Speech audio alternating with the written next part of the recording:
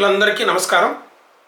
పులి కన్ను wide I ఛానల్లోకి మీ అందరికీ పునః స్వాగతం. దాన వీర శూర కర్ణలో ఎన్టీఆర్ చెప్పిన డైలాగుల్స్ చాలామంది వాటిని బాగా ఆస్వాదిస్తారు, ఆనందిస్తారు.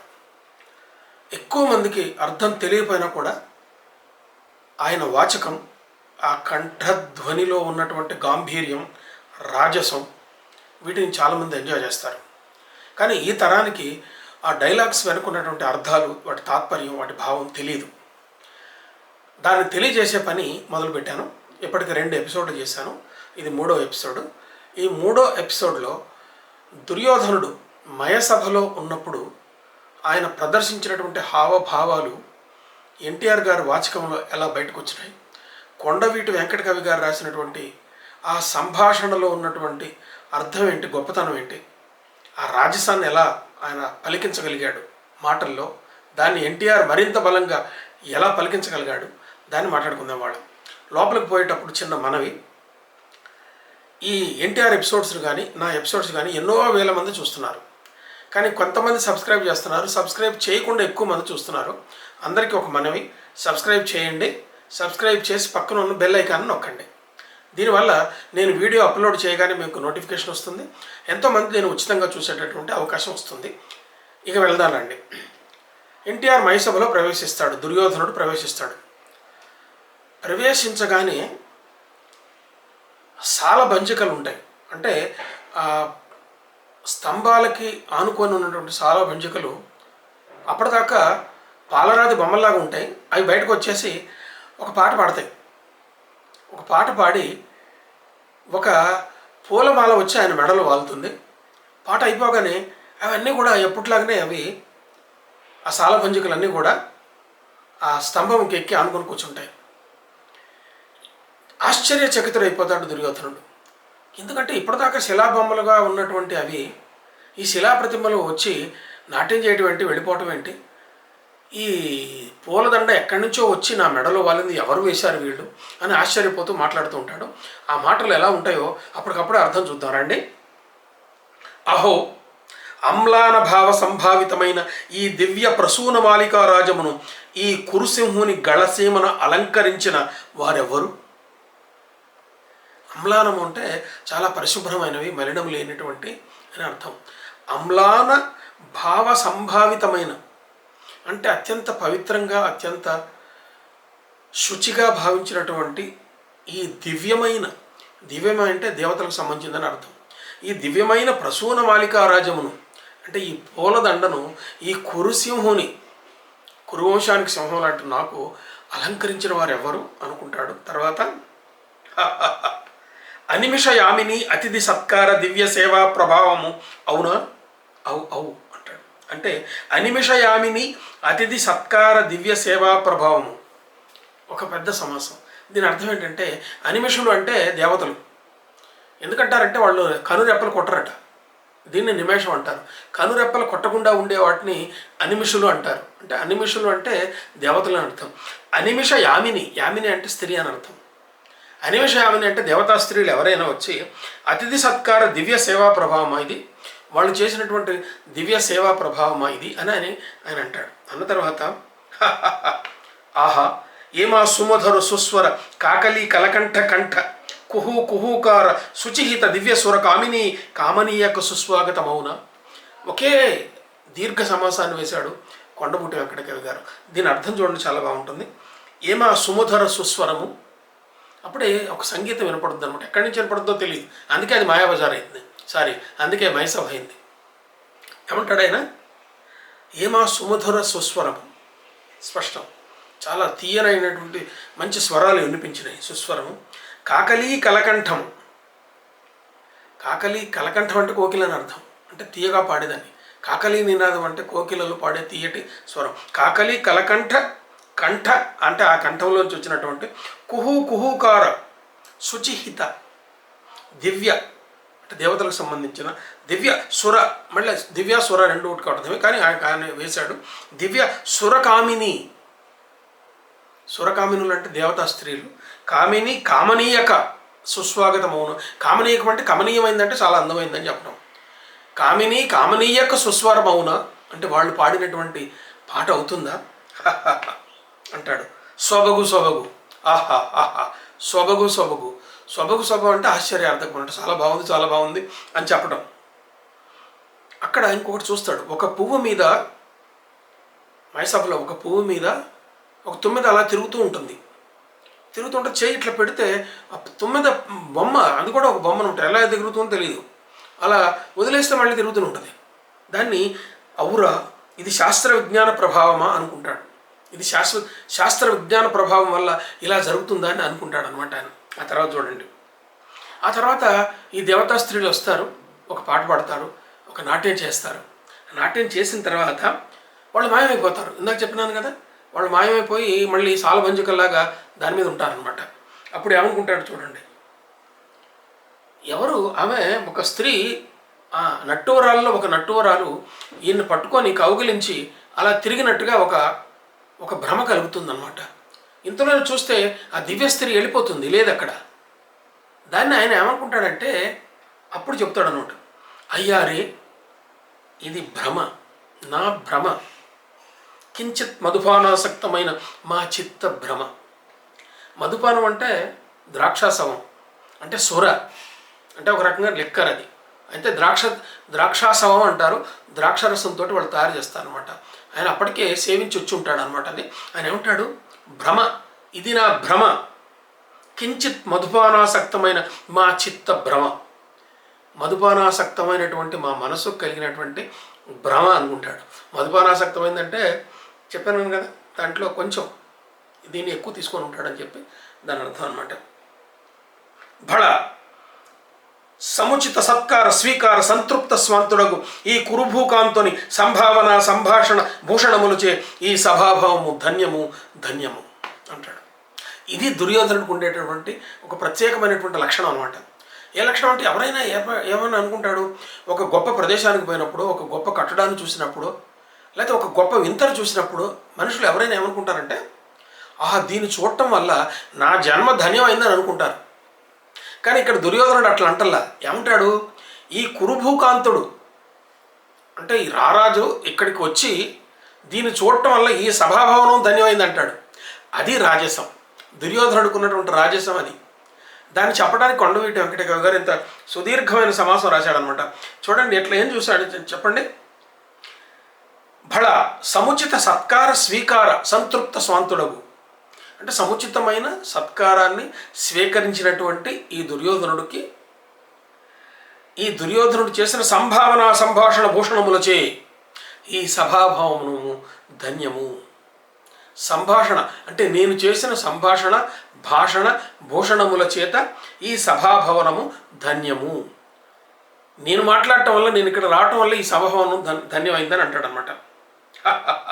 అకుంఠిత నిర్మాణ చాతురీ ధూరిణుడవగో మయబ్రహ్మ, నీ శిల్ప చాతురీ మధురిమ ఆ బ్రహ్మకు కానీ విశ్వబ్రహ్మకు కానీ లేదు లేదు లేదు.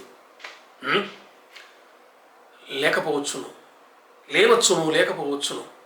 కానీ ఈ పాండవ హతకుల కిట్టి పరిషత్తు లభించుట మాత్రము మానధనులైన మా బోంట్లకు దుస్సహము.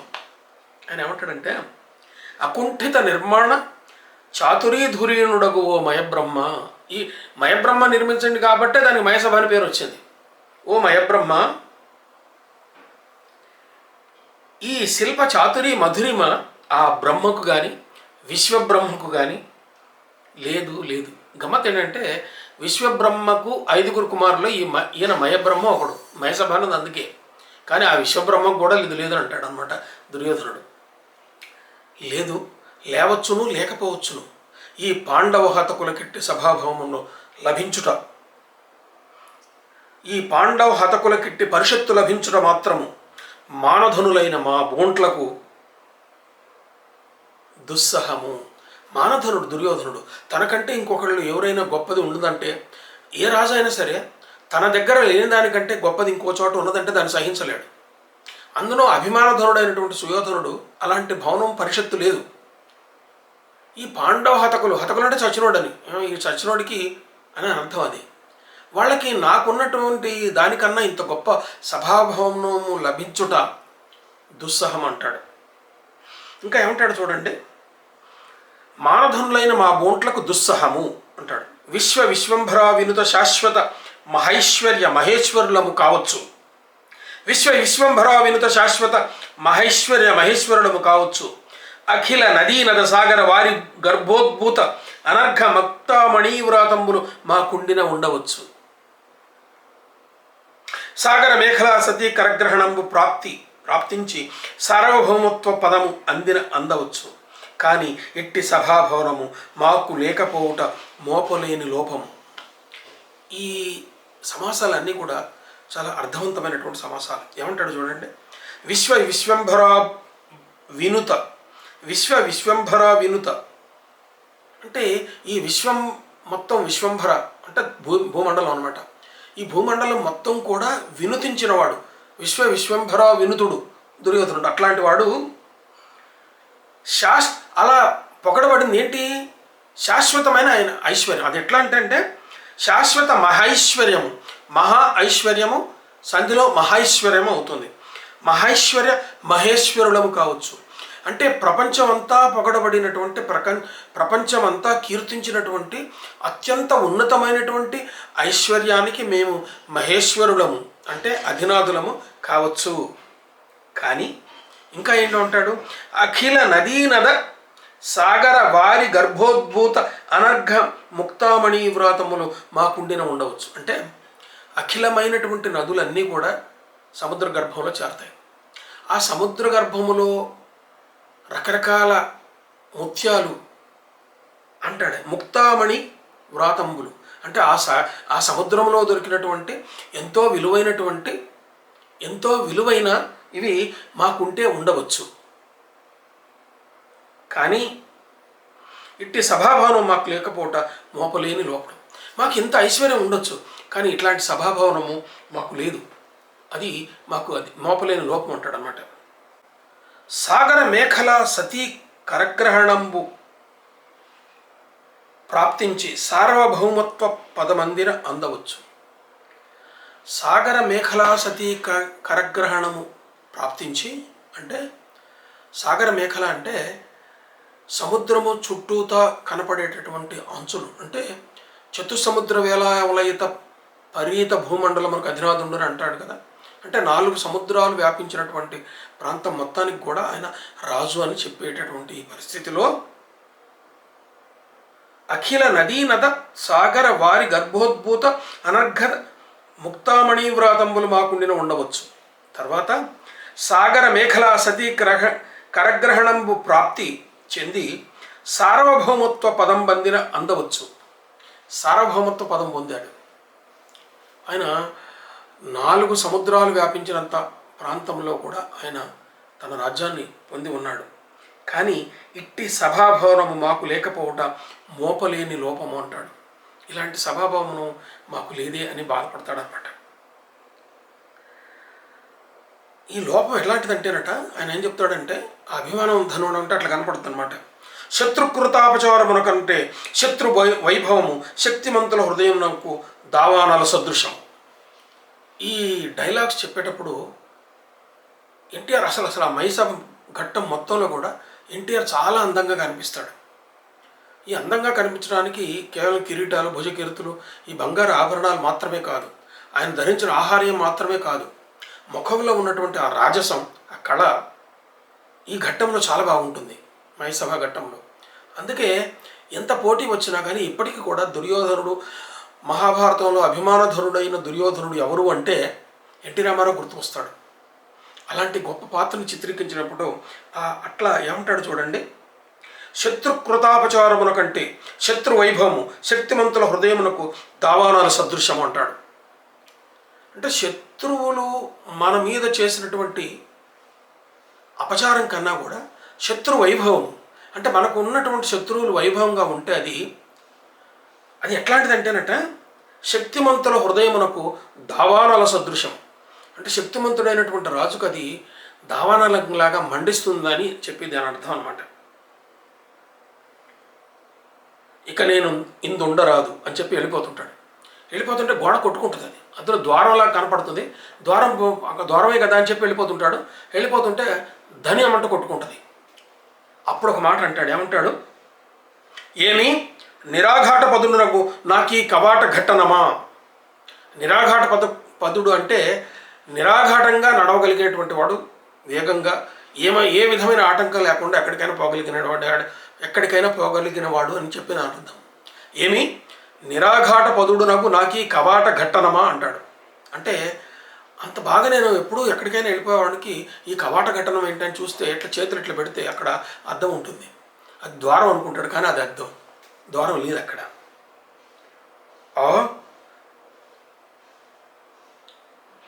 ఈ మయసభను మాకు విడిదిపట్టు గావించురా, నిస్సందేహముగా ఆ పాండవ హతకులు మమ్మ అవమానించుటకే అని అక్కడ నిర్ధారణకు వస్తాడు. నన్ను అవమానించడానికే నాకు ఈ మయసభను నాకు విడిదిగా పెట్టారని చెప్పి అనుకుంటాడు అనమాట. అనుకొని ఏమంటాడు, ఇంకా కొంచెం ముందుకు పోతుంటే అక్కడ ఒక చిన్న కొలను కనపడుతుంది. కొలనులో కాలు పెడితే అది కొలను కాదు, అక్కడ నీళ్లు ఉండవు. ఆ నీళ్లు ఉండకుండా ఉండేసరికి ఆయన ఇంకొద్దిగా బాధపడతాడనమాట. ఆయన ఏమి సభాభవన గర్భమున సుందర సంచయ జలచర సంచయ జలాశయమా అంటే సభాభవనం మధ్యలో జలాశయం ఎట్లా ఉందని ఆశ్చర్యపోతాడు. ఆశ్చర్యపోయి అందులో కాలు పెడితే ఏం లేదు, ఏముండదు. దాని తర్వాత ఇంకొక జలాశయం అలాంటిదే ఉంటుంది, ఇది కూడా అలాంటిదే అనుకుంటాడు. ఇది కూడా అలాంటిదే అనుకొని మళ్ళీ అక్కడ కాలు పెడతాడు అనమాట. అక్కడ కాలు పెడితే అందులో పడిపోతాడు. అందులో పడిపోవడం, అప్పుడు పడిపోయినప్పుడు అక్కడ ద్రౌపది ఆమె చుట్టూ ఉన్నటువంటి పరిచారకులు రావటం, ఈ పరిచారకులు వచ్చి అక్కడ నవ్వటం చూస్తాడు. చూసిన తర్వాత అప్పుడు భీముడు వచ్చి కురురాజా ఇవిగో పొడి బట్టలు అని చెప్పిస్తాడనమాట. అప్పుడు వదరుభూత వాయునందన అంటాడు. పాంచాలి పంచభర్తృక అని అరుస్తాడు, అంతే, ఇంకేం మాట్లాడ్డు అక్కడ. ఆ తర్వాత ఇంటికి పోయిన తర్వాత ఆయన ఒక పరివేదన చెందుతాడు. అయితే ఇక్కడ అటు మహాభారతంలో, సంస్కృత మహాభారతంలో ఈ ద్రౌపది వచ్చి నవ్విందని, పరిహసించిందని చెప్పి జానపదులలో ఉన్నటువంటి ఒక గొప్ప ఇది. అయితే ఆమె పరిహాసపూర్వకంగా నవ్వినట్లు మనకి భారతంలో లేదు. ఆమె చుట్టూ పరిచారకులు నవ్వుతూ ఉంటారు. ఆ పరిచారకులు కూడా వాళ్ళకి అతను దుర్యోధనుడు రాజరాజు అన్న సంగతి తెలియకపోయి ఎవరో పడిపోయారని చెప్పి నవ్వి ఉండొచ్చు. కానీ వాళ్ళను వారిస్తుంది ద్రౌపది, వాళ్ళను వారించి నవ్వకూడదని అంటుంది. కానీ కనిపించేసరికి దుర్యోధనుడికి ఆమె నవ్వింది అనుకుంటాడు. అంతేకాకుండా అప్పటికి ఒక దరహాస రేఖ ఆమె ముఖంలో కనిపిస్తుంది. అంతేగాని ఆమె ఎక్కిరించేటటువంటి ఆమె నవ్వలేదు. కానీ ఇదే మహాభారత యుద్ధానికి దారితీస్తుంది. ధర్మరాజు నీ నవ్వు అన్నది వేరు ఈ జానపద మహాభారతాల్లో నీ నవ్వు ఒక యుద్ధానికి కారణమైందని చెప్పి ధర్మరాజు అంటాడు. కానీ ఇదంతా కూడా ఒక విధంగా జరిగింది. ఇది ఏమైనా సరే దీని తర్వాత వచ్చేటటువంటి దుర్యోధనుడు పరివేదన అన్నది మనం ఇంకొక ఎపిసోడ్లో మనం తెలుసుకొని దాంట్లో ఉన్నటువంటి అర్థాలు, స్వారస్యాన్ని మనం తప్పనిసరిగా తెలుసుకుందాం. మిత్రులారా, మళ్ళీ ఒక సూచన, నా ఎపిసోడ్స్ని ఎన్నో వేల మంది చూస్తున్నారు. సబ్స్క్రైబ్ చేయడం కొంతమంది చేస్తున్నారు. దయచేసి మీరు సబ్స్క్రైబ్ చేయండి. సబ్స్క్రైబ్ చేసి పక్కన ఉన్న బెల్ ఐకాన్ నొక్కండి. దీనివల్ల మీకు నేను వీడియో అప్లోడ్ చేయగానే మీకు వెంటనే సందేశం వస్తుంది, మీరు చూడవచ్చు. అలాగే ఎంతోమంది మిత్రులు దీన్ని ఉచితంగా చూసేటటువంటి అవకాశం ఉంటుంది. నమస్తే.